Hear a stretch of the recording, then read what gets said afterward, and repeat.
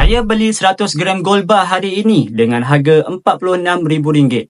Tapi kenapa bila saya nak jual pada esok hari, nilainya turun menjadi RM43,000. Jadi saya rugi RM3,000 dalam tempoh satu hari. Mari dengar penjelasan saya. Bila tuan-puan nak menyimpan emas, tuan-puan perlu ada matlamat yang jelas.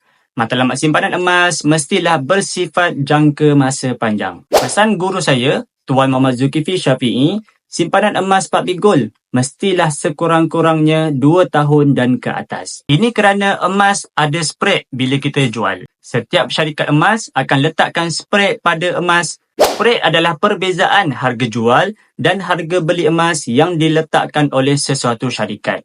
Kenapa syarikat mesti letakkan spread?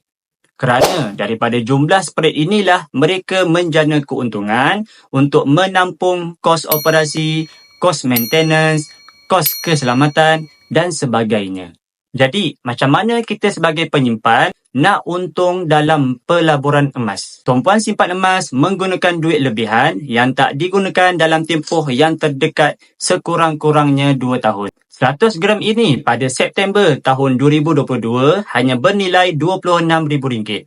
Sekarang, nilainya sekitar RM46,000. Jika anda menabung emas dengan ilmu, maka anda akan menikmati keuntungan hasil daripada simpanan emas. Tuan-puan yang nak mulakan simpanan emas, boleh tengok pin video tutorial. Untuk daftar akaun emas, saya bantu sebaiknya.